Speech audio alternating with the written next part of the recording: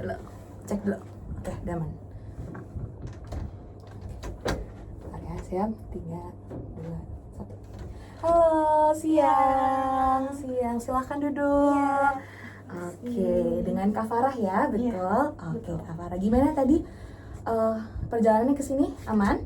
Tadi lumayan macet sih, cuman untungnya tepat waktu ya sampai sini. Oke, baik. Terus kabarnya gimana hari ini? Cukup capek, Mm-mm. tapi ya gitu deh.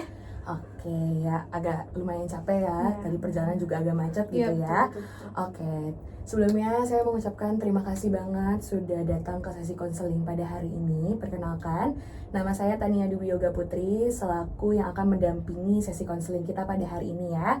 Saya izin menjelaskan terlebih dahulu kalau sesi konseling kita ini akan berlangsung kurang lebih sekitar 30 menit. Nah, di sesi konseling kali ini kamu bebas untuk bercerita apa yang lagi ada di hati kamu atau mungkin lagi mengganjal, itu bebas, boleh diceritain senyamannya kamu aja gitu ya. Terus juga saya izin nanti untuk mencatat dan juga merekam dari sesi konseling kita hari ini gitu ya, tapi ini hanya untuk kepentingan konseling kita. Oke, nah sebelumnya saya izin untuk memberikan inform consent sebagai bentuk fisik dari persetujuan kita, boleh diisi terlebih dahulu.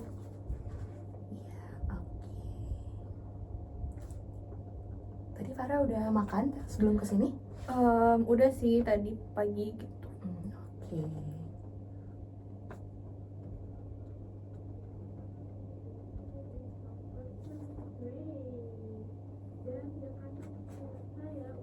Boleh nanti ditanda tangan di bagian bawah. Jadi ini sebagai bentuk persetujuan kita ya untuk sesi konseling kita pada. Oke. Baik, terima kasih Farah. Oke. Berarti sekarang Farah masih kuliah ya? Iya, masih kuliah benar. Oke, baru berumur 21 tahun ya? Betul. Oke, baik. Sebelumnya Farah ada mau minum dulu atau mungkin mau makan? Enggak sih, enggak. Aman? Aman. Duduknya juga udah nyaman? Udah. Oke, baik. Kalau begitu, karena kita udah mengerjakan inform consent juga, boleh diceritain hal yang sekarang lagi mengganjal di hati Farah nih, apa sih yang buat Farah datang ke sini gitu? Sebenarnya saya tuh lebih ke yang bikin saya datang sini tuh karena saya udah berusaha mencoba banyak hal dah untuk keluar dari situasi saya yang sekarang, tapi ternyata selama 3-4 bulan ini tuh kayak nggak kunjung reda juga apa yang saya rasain. Jadi saya ngerasa kayak saya emang butuh tempat cerita seperti di sini. Jadi saya akhirnya memutuskan buat kesini karena saya udah nggak tahu lagi caranya gimana buat menyelesaikan perasaan saya yang berat banget ini. Oke, baik. Kalau boleh diceritakan perasaan berat yang lagi Farah rasakan hari ini seperti apa? Jujur perasaan beratnya tuh kayak dari rumah saya ya. Jadi kalau saya boleh cerita, jadi orang tua saya 5 bulan terakhir ini sebenarnya sudah pisah rumah. Tapi di 3 bulan terakhir akhirnya mereka sudah ada omongan bahwa mereka tuh ingin berpisah, ingin cerai gitu ya. Nah di posisi itu saya langsung kayak kayak semua dunia saya, semua harapan saya, kayak masa depan saya, semuanya tuh kayak udah nggak ada artinya lagi menurut saya. Kayak udah berantakan, udah kacau, saya udah nggak tahu lagi masa depan saya gimana, kehidupan saya nanti gimana, mama saya nanti gimana. Tuh saya udah ngerasa kayak aduh, kayaknya aku nggak bisa lagi deh hidup kayak gini gitu. Gara-gara itu jadi saya ngerasa kayak saya bingung deh pokoknya di situasi itu. Karena kan sebelumnya emang papa saya itu udah sering banget ya, dari saya kecil juga sering banget kayak berantem sama mama saya gitu. Cuman saya nggak ngerti kenapa di tahun ini, di titik ini kayak hal perceraian ini tuh terjadi. Atau mungkin saya udah lebih dewasa jadi mereka bisa memutuskan buat ngambil keputusan besar itu, atau gimana saya juga nggak tahu. Tapi menurut saya itu merupakan hal yang kayak saya sendiri tuh nggak nyangka gitu loh ini bakal terjadi. Karena emang sih dari dulu kayak ayah saya itu selalu kalau berantem selalu kayak marahin mama saya, selalu ngerendahin mama saya, pokoknya selalu mojok-mojokin mama saya. Sedangkan mama saya di sini tuh kayak gak punya siapa-siapa buat bercerita kecuali saya ya, kecuali diri saya. Jadi kayak mama saya tuh kalau misal berantem bener-bener cuman bisa ngelawan. Kalau misalnya nggak bisa ngelawan ya kayak cuman diam, cuman cerita sama saya di rumah, nggak bisa kemana-mana. Sedangkan papa saya tuh dia bisa keluar kemana aja tanpa izin, tanpa kayak perlu bilang-bilang ke kita. Bener-bener kayak papa saya tuh udah nggak peduli lah sama keputusan yang kita ambil gitu loh. Dan itu menurut saya kayak saya udah capek banget sih sama ayah saya, karena sebelumnya juga saya sempet beberapa kali udah berantem gitu loh sama ayah saya kan, sama papa saya. Terus saya juga sebenarnya udah kayak udah ngerasa kayak capek gitu loh sama papa saya ini, karena walaupun kita berantem gimana pun papa saya tuh nggak bakal pernah mau minta maaf atau nggak bakal pernah ngerasa bahwa dirinya salah tuh nggak pernah. Jadi kayak nggak pernah mau disalahin lah gitu. Oke, baik. Berarti Farah akhir-akhir ini orang tua lagi sering berantem ya, betul? Terus juga sempat ada pembicaraan adanya ini perceraian gitu ya. Tapi sebelumnya apakah ini masih pembicaraan aja atau memang sudah dalam proses untuk perceraian? Sebenarnya udah dalam proses ya, cuman saya nggak tahu dan saya benar-benar lebih ke nggak mau tahu itu berapa lama prosesnya, karena saya udah pusing banget Kak. Kayak saya bingung, udah dari 5 bulan yang lalu itu udah ada omongan, terus juga udah pisah rumah kita. Jadi saya berdua doang sama mama saya, dan papa saya entah di mana, dia nggak mau juga kasih kabar ke kita dia di mana. Jadi kayak ya emang proses ini tuh nggak jelas apa arahnya tuh kemana, berapa lama prosesnya juga saya nggak tahu. Saya benar-benar cuman sama mama saya aja, dan mama saya itu juga yang pusing kan, nggak tahu mau gimana. Apalagi saya ini sekarang mau UAS kan, dan di perkuliahan saya itu tuh kayak UASnya itu tuh semuanya tuh rata-rata project dan tertulis. Jadi yang kayak harus dipersiapkan dari lama-lama, harus belajar dengan sungguh-sungguh gitu. Dan di situasi seperti ini siapa sih yang bisa belajar dengan sungguh-sungguh, dengan fokus gitu Kak. Jadi saya merasa kayak pokoknya saya tuh bener-bener kuliah saya tuh bener-bener kacau, berantakan. Saya udah nggak mikirin kuliah lagi. Bener-bener 3 bulan belakangan ini saya bener-bener ngurung diri di kamar. Saya sebenarnya ada ngerasa bersalah dikit sama mama saya, karena saya benar-benar nggak mau komunikasi sama dia. Karena gimana ya, sebagai seorang anak gitu ya, di usia saya yang segini, saya kalau dibilang kaget, siapa sih yang nggak kaget tiba-tiba di usia segini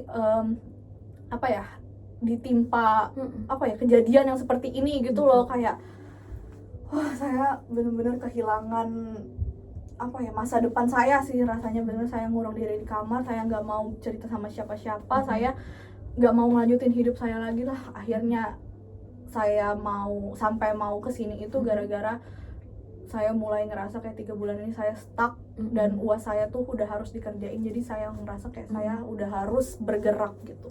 Oke, baik. Berarti Farah mulai mengurung diri itu selama 3 bulan, kurang lebih 3 bulan yang lalu ya, sempat ada pengurungan diri gitu ya. Kalau boleh tahu, boleh diceritain nggak pas 3 bulan pengurungan diri itu, apakah ada kejadian yang terjadi sebelum kamu mulai memutuskan untuk mengurung diri di kamar, stop ngobrol sama mama gitu? Sebenarnya kejadiannya jadi waktu itu kenapa saya memutuskan untuk mengurung diri, gara-gara pas pertama kali mama sama papa memutuskan buat pisah rumah. Dan pisah rumahnya ini tuh terjadi bukan karena baik-baik yang kayak papa saya langsung pergi aja gitu, enggak. Tapi papa saya tuh sama mama saya sempat ada berantem hebat, berantem besar, yang kayak sampai papa saya tuh hampir melukai mama saya di sana. Dan saya di situ udah mencoba buat melindungi mama saya kan di posisi itu. Cuman kayak ya namanya tenaga laki-laki, apalagi bapak saya kan kayak badannya gede gitu, jadi saya nggak bisa buat melindungi mama saya sepenuhnya gitu. Dan saat saya melindungi mama saya tuh justru marah sama saya gitu loh. Kayak kenapa saya tuh ikut campur urusan mama saya, yang akhirnya malah papa saya tuh bikin keputusan kayak ya udah kalau misalnya mau gini dia keluar pisah rumah gitu. Jadi mama saya tuh nggak tahu ya, menurut saya kayak mama saya tuh di saat itu malah kayak marah ke saya kenapa ikut campur.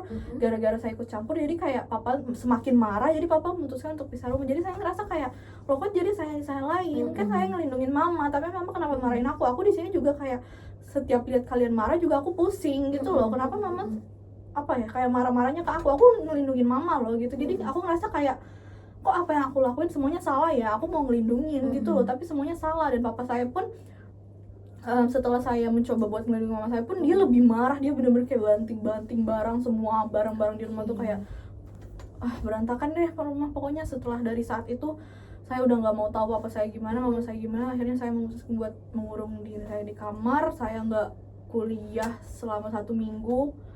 Pokoknya saya udah nggak tahu lagi hidup saya gimana di saat itu. Oke, baik. Berarti Farah sempat ada ngerasa pusing dan juga bingung ya dengan apa yang terjadi dengan mama dan papa, betul ya?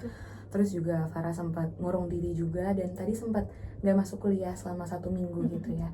Kalau boleh diceritain alasan Farah untuk gak masuk kuliah waktu itu karena apa? Apa ya, karena saya ngerasa kayak situasi saya tuh semuanya salah. Bahkan nih saya berusaha buat ngelindungin mama saya loh di situ. Saya berusaha buat mengembalikan keadaan keluarga saya itu pun saya masih salah gitu. Kayak saya tuh bingung kayak kapan sih saya benernya gitu. Kalau gini aja saya dimarahin. Bahkan saya tuh kemarin hampir mau kayak dilempar vas bunga gitu sama ayah saya gitu. Dan kayak saya udah capek gitu loh. Sebenarnya saya tuh ada di pihak mana sih? Sebenarnya siapa sih yang ngebela saya gitu loh. Saya jadi ngerasa kayak udah deh, aku udah nggak mikir apa-apa lagi. Kuliah pun udah bodo amat, kayak kehidupan aku juga udah hancur kan di hari itu juga. Jadi aku ngerasa kayak ya udah nggak mau melakukan apa-apa, nggak mau ada sesuatu yang aku pengen, udah nggak ada lagi. Pokoknya di hari itu kayak bener-bener apa ya, diri aku ngerasa kayak terhenti aja waktu buat diri aku sendiri tuh. Aku nggak mau ngapa-ngapain. Oke, baik. Berarti ada perasaan hancur juga dan bingung ya, ingin harus melakukan apa lagi gitu ya. Boleh diceritain kalau komunikasi dengan orang tua berarti sekarang gimana? Kalau buat papa sih saya udah nggak mau ya, walaupun dia pernah waktu itu kayak beberapa kali coba telepon saya, tapi saya nggak pernah angkat sampai detik ini. Jadi saya udah nggak mau lah, saya udah sekecewa itu, apalagi di kondisi saya yang masih dalam proses ini kan. Jadi saya masih berusaha adaptasi dan menerima. Dengan dia mencoba buat komunikasi ke saya ya nggak mau, nggak bisa. Saya udah apa ya, bahasanya kayak agak dendam gitu loh sama dia, kecewa gitu deh. Pokoknya udah di titik yang kecewa banget sama dia. Jadi saya nggak memutuskan untuk tidak berkomunikasi daripada akan terjadi sesuatu yang lebih parah gitu kan. Baik, berarti saya memahami adanya rasa kekecewaan dan juga sakit hati ya dengan ayah karena kejadian yang baru terjadi akhir-akhir ini, betul ya? Oke, tadi Farah ada menceritakan kalau Farah sempat nggak masuk kuliah, terus juga mengurung diri gitu. Saat mengurung diri yang biasanya Farah lakuin di kamar itu biasanya ngapain? Saya sih paling kayak cuman tidur nangis kayak main HP pun aku kayak setiap kali ngelihat ada temen yang ngechat, ada kayak IG orang lain itu pun saya ngerasa kayak aduh saya udah nggak mau lihat ini deh. Saya bener-bener main HP cuman buat kayak paling nonton sekedar kalau bosen aja. Tapi bener-bener kayak di kamar itu menurut saya nggak ada kehidupan sama sekali. Bener-bener tidur nangis, bahkan makan pun saya benar-benar nggak kepikiran sama sekali buat makan. Kayak nggak ada rasa lapar, nggak ada kepengenan buat makan tuh nggak mau. Walaupun mama saya tuh beberapa kali selalu setiap pagi, siang, sore selalu kayak kasih makan, ketok-ketok kamar saya buat masuk atau buat kasih makan aja, itu saya selalu nggak mau. Saya selalu marah sama dia karena mama saya tuh sedang dalam kondisi yang terpuruk lah gitu kan. Tapi saya ngerasa kayak mama saya tuh nggak pernah belain saya juga. Saya tuh mau bantu, saya berdua loh di sini sama mama saya, tapi mama saya tuh nggak pernah ada di pihak saya juga seperti itu. Saya juga bingung sebenarnya. Oke, baik. Boleh diceritain nggak Farah selama lagi ngurung diri? Kan tadi Farah ada bilang Farah suka nangis, terus juga kerjaannya mungkin nonton seperti itu ya. Ketika Farah lagi menangis atau lagi menyendiri, apa sih yang ada di pikiran Farah biasanya?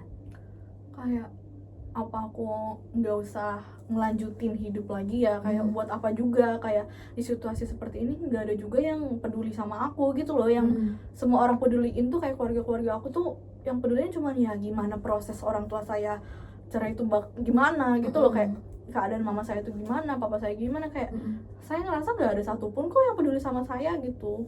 Jadi saya ngerasa kayak buat apa juga saya ada gitu. Oke, paham. Berarti kalau dari Farah ngerasa adanya pikiran-pikiran untuk selesai aja gitu ya. Tapi kalau menurut Farah, apabila Farah lagi memikirkan kejadian-kejadian yang sedang terjadi gitu, terus Farah nangis gitu dan kepikiran untuk mungkin menghabiskan hidup. Menurut Farah, apa yang akan terjadi kalau memang Farah memilih jalan untuk menghabiskan hidup? Apa ya, menurut saya sebenarnya kalau ditanya begini tuh saya, bahkan diri saya sendiri tuh kayak nggak tahu apa yang harus saya lakukan gitu. Jadi kayak sebenarnya lama sih proses saya bisa berpikir seperti sekarang, maksudnya kayak udah bisa berpikir jernih lah, lumayan gitu kan, udah bisa ngobrol sama orang itu lumayan lama, sekitar 3 bulan prosesnya. Dan itu pun kenapa saya bisa akhirnya keluar dari rumah dan kesini gitu, karena akhirnya saya mencoba terbuka untuk ngobrol lah sama mama saya, karena saya juga udah merasa kasihan selama 2-3 bulan akhir-akhir ini juga saya bener-bener nggak, sedikit banget komunikasi sama mama saya. Akhirnya saya mencoba buat keluar dari kamar untuk menanyakan keadaan mama saya, untuk mengesampingkan gitulah, mengesampingkan apa ego saya dulu kan. Jadi saya nanya ke mama saya kayak mama tuh sebenarnya kenapa gitu, dari dulu loh mama tuh nggak pernah belain aku tuh di sini mau belain mama gitu. Coba mama tuh cerita kayak kita udah tinggal berdua, kita mau gimana kalau kita sama-sama nggak mau cerita gitu. Akhirnya di hari itu mama saya cerita semua kejadian yang dialami dari dulu, dari saya kecil, dari saya masih dalam kandungan, pokoknya semua diceritain. Dan di titik itu saya ngerasa kayak, oh ternyata mama saya jadi seperti ini tuh karena apa yang dia alami tuh bener-bener berat. Dan saya juga kayak nggak nyangka papa saya tuh ternyata separah itu kayak perlakuannya ke mama saya. Dan di situ saya kayak langsung shock, kayak langsung ngerasa bersalah dengan saya nggak komunikasi sama mama saya 3 bulan terakhir. Akhirnya saya kayak, kita langsung nangis bareng-bareng, kita langsung kayak pelukan, terus akhirnya kita makan bareng. Dan bener-bener dari titik itu saya ngerasa kayak saya bener-bener harus ngejagain mama saya, ngelindungin mama saya. Apapun yang mama saya katakan ke saya tuh saya udah nggak peduli, yang penting saya sama mama saya. Oke, baik. Kalau perasaan Farah sendiri saat mendengar cerita dari mama itu seperti apa? Apa ya, langsung kayak shock, ngerasa bersalah, terus juga kayak marah ya, terutama ke papa saya udah pasti marah. Dan saya ngerasa kayak kenapa ya mama saya diginiin gitu ternyata. Dan juga saya ngerasa kayak di sini tuh yang paling dirugikan tuh mama saya sebenarnya. Cuman saya ngerasa kayak saya egois banget sih kemarin gitu. Oke, baik. Berarti dari Farah juga udah sempat ada memperbaiki komunikasi dengan mama gitu ya, dan sekarang komunikasinya berarti sudah berjalan lumayan lancar ya, lumayan. Dibanding dari 3 bulan yang Iya, lalu ya, benar-benar. betul ya. Oke, baik. Kemudian berarti sekarang Farah tinggalnya bersama ibu? Iya, sama mama. Oke, baik. Kalau dengan kehidupan di kampus, Farah seperti apa? Boleh diceritain nggak semenjak adanya kejadian seperti ini? Kehidupan di kampus sebenarnya saya tuh punya temen rame-rame ya. Saya sebenarnya nggak ada teman satu yang deket banget tuh, nggak ada. Jadi saya temenan bertiga. Itu setelah kejadian ini saya benar-benar menutup diri saya, nggak cerita apapun ke teman-teman saya. Dan ternyata di titik itu juga teman saya tuh ya beberapa kali lah nyariin saya, cuman nggak terlalu nyariin sebegitunya ternyata. Dan di situ juga saya ngerasa kayak ternyata teman saya tuh nggak terlalu mikirin. Saya nggak ngerti ya, kayak teman saya itu sebenarnya nggak peduli atau mereka takut buat nanya. Itu sebenarnya saya juga mudah cerita gitu ke mama saya. Cuman kata mama saya, coba berusaha buat positive thinking dulu aja dengan situasi yang seperti ini. Kan nggak bisa ngeharapin reaksi dari temen gitu kan. Jadi saya ngerasa kayak ya udah, mungkin itu respon yang apa ya, respon yang dia bisa keluarkan di situasi seperti ini. Jadi saya seneng sih, maksudnya teman saya tuh nggak hilang langsung gitu. Mereka ada beberapa kali nanyain kabar saya. Terus juga kayak kalau masalah kuliah gitu sih, tugas saya udah bener-bener saya udah nggak ada yang dikerjain. Tugas-tugas pada lewat, sampai teman-teman saya tuh ya ada beberapa kali bantuin saya, dan ada beberapa kali udah kayak putus asa, nggak tahu. Pokoknya tugas saya banyak yang lewat, nilai saya juga anjlok. Makanya di UAS ini saya udah bener-bener puncak pokoknya yang bikin saya bingung, pusing, karena di UAS ini bener-bener saya udah kelewatan banyak hal. Saya nggak tahu gimana UAS saya. Baik. Berarti Farah sudah sempat nyoba ceritain terkait masalah ini ke teman-teman? Belum sempat. Boleh diceritain alasan mungkin Farah belum berani menceritakan ke teman-teman itu karena apa? Karena apa ya, menurut saya terlalu panjang, terlalu banyak yang harus diceritakan. Apalagi situasinya masih ngegantung kan guys sekarang. Kayak belum ada prosesnya kayak masih belum jelas, kayak entah orang tua saya mau cerai atau enggaknya, itu kayak saya sebenarnya pengennya cerai aja gitu loh. Cuman di situasi seperti ini saya sih belum sempet sih cerita ke teman, kayak saya cerita ke mama aja dulu karena juga saya takut membebani teman saya juga gitu kan. Oke, baik. Kalau dari teman-teman Farah, tadi kan Farah ada bilang temenannya besar ya, tapi tidak ada yang terlalu dekat. Tapi apakah ada satu atau dua orang yang mungkin Farah merasa nyaman untuk ngobrol bersama mereka dengan cerita-cerita Farah? Sebenarnya saya tuh temannya berenam, cuman saya dekatnya tuh kan lebih dekat sama 3 orang ini, mungkin sama 2 orang ini ya, dua teman saya ini. Cuman ya balik lagi kayak tadi, saya ngerasa kayak saya belum bisa buat menceritakan hal ini, hal yang sekompleks ini ke mereka gitu, kayak belum bisa, dan saya belum berani juga, takut aja gitu. Oke, berarti ada perasaan takut ya, ada perasaan takut untuk bercerita walaupun ada teman yang lumayan nyaman gitu ya.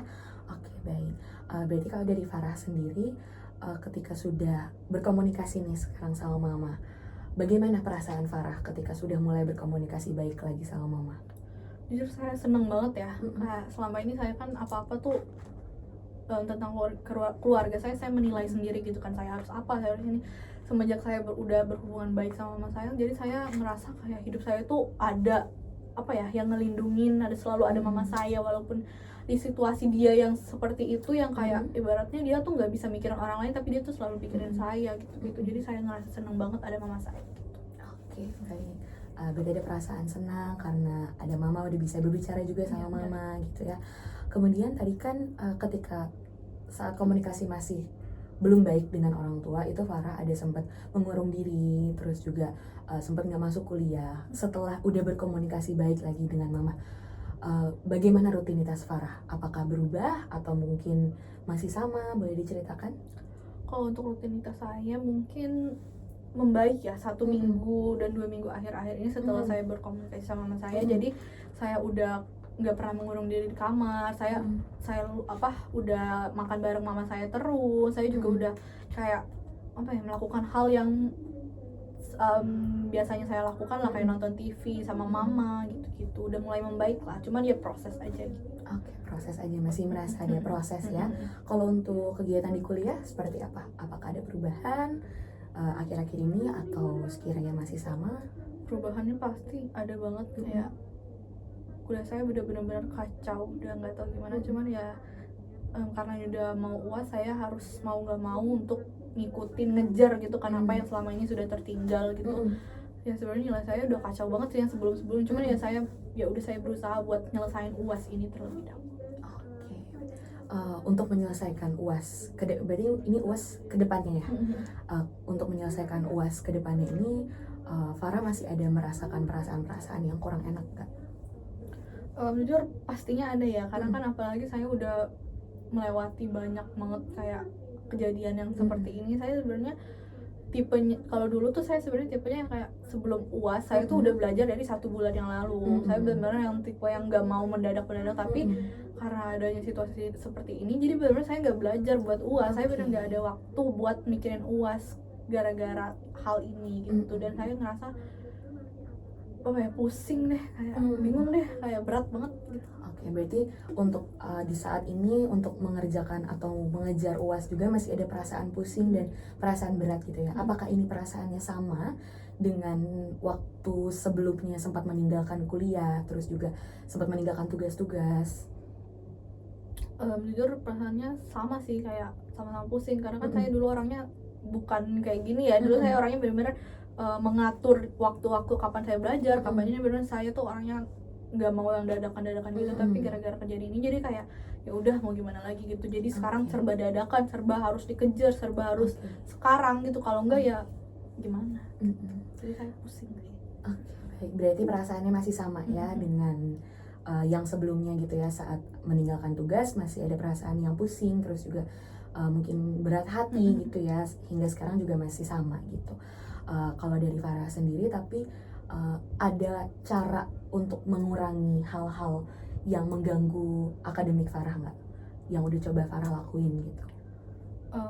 Saya sih berusaha akhir-akhir ini buat hubungin teman saya ya, Mm-mm. teman saya yang 2 ini kayak Mm-mm. untuk gimana ya, apa yang harus saya lakuin buat mengejar ketinggalan saya yang sebanyak itu gitu. Akhirnya teman saya bantu kayak buat kamu gini-gini aja gini. Akhirnya kayak ya sedikit demi sedikit mulai ada apa ya, ada progress lah gitu buat saya mengejar tugas-tugas yang ketinggalan gitu. Oke, berarti adanya usaha untuk menghubungi kembali teman-teman Farah yang 2 tadi itu ya, benar. yang Farah rasa nyaman dengan mereka berarti ya, Betul. untuk mengejar tugas-tugas. Baik.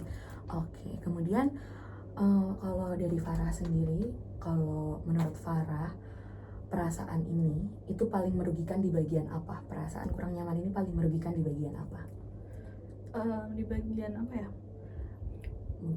Kalau bagi saya tuh kayak di saat saya tuh udah nggak peduli sama diri saya gitu. Jadi benar-benar perasaan nggak peduli itu bukan tentang diri saya aja. Benar-benar di titik itu saya nggak peduli dengan diri saya dan orang lain. Jadi kalau dari pandangan orang lain saya tuh orangnya jadi egois, langsung jadi nggak peduli sama mereka, dan di diri saya pun begitu. Jadi kayak kalau orang-orang bilang saya egois nih, nggak mikirin mamanya, nggak mikirin ini, tapi orang tuh nggak tahu saya juga bahkan nggak mikirin diri saya sendiri gitu. Oke, berarti yang paling berat dari Farah adalah memikirkan pandangan orang lain, gitu ya, terhadap Farah. Seperti itu. Oke. Berarti selama proses ini berlangsung gitu ya, apakah pernah ada yang mungkin membicarakan hal ini ke Farah terkait perasaan atau pandangan mereka terhadap Farah, atau mungkin Farah ada mendengar? Dengar sih ada sih dari teman saya ya, teman saya yang berenam itu 3-nya lagi. Selain teman dekat saya itu mereka ada yang kayak nanya-nanyain kayak kenapa sih, karena kan saya satu kelompok sama mereka kan, jadi saya benar-benar di saat itu yang hilang kabar, benar-benar nggak kasih tahu konfirmasi apapun. Sedangkan mereka kayak ngejalanin tugas kelompok. Saya sebenarnya merasa nggak enak, cuman ya mau gimana gitu loh. Bahkan saya tuh kepikiran kuliah aja enggak di saat itu, saya benar-benar udah kepikiran untuk hidup aja enggak gitu. Jadi paling omongan dari mereka bertiga aja gitu yang kayak ngecap saya ini orang nggak bertanggung jawab gitu loh, lari dari tugas ini. Dan saya juga mau klarifikasi, ngejelasin ke mereka juga gimana ya, agak berat gitu. Jadi saya diamin dulu aja. Oke, berarti sejauh ini masih mendiamkan teman-teman yang lain dulu gitu ya. Iya. Oke. Farah, kalau Farah masih merasa nyaman atau mungkin kita mau beristirahat terlebih dahulu? Aman kok, nyaman. Masih aman? Oke. Baik, Farah, kalau untuk kedepannya berarti harapan Farah untuk diri Farah itu seperti apa? Boleh diceritain nggak? Kalau harapan untuk diri saya sih lebih ke apa ya, kembali ada motivasi buat semangat hidup lagi aja sih, buat semangat kuliahnya, buat semangat ngejalanin hidup bareng mama, semangat buat ngelindungin mama gitu sih. Pokoknya saya pengen diri saya ini ya selalu jadi orang yang kuat lah buat mama gitu. Oke, berarti adanya ingin kembali, adanya motivasi kembali gitu ya, dan ingin hidup bersama baik-baik dengan mama. Iya, kalau dari perasaan Farah sendiri yang Farah rasain selama ini, tadi kan Farah ada bilang Farah merasa pusing, terus juga ada merasa kurang nyaman gitu. Ada nggak harapan-harapan terhadap perasaan Farah? Kalau untuk perasaan saya sih harapannya saya pengen apa ya, lebih stabil aja sih emosinya, enggak yang kayak apa-apa tuh tiba-tiba kehilangan motivasi gitu-gitu. Pokoknya saya pengen perasaan saya tuh lebih happy lagi gitu, lebih semangat, lebih termotivasi lagi buat melakukan segala hal dan buat membenarkan hal-hal yang sebelumnya sempat tertinggal atau bahkan tidak terkerjakan. Oke, baik. Kalau saya izin bertanya, setelah selesai dari konseling ini, apa rencana dari Farah yang ingin Farah lakukan pertama kali untuk bisa menstabilkan emosi atau mungkin bisa berbaikan dengan mama lagi gitu? Ada nggak hal-hal yang ingin Farah lakuin?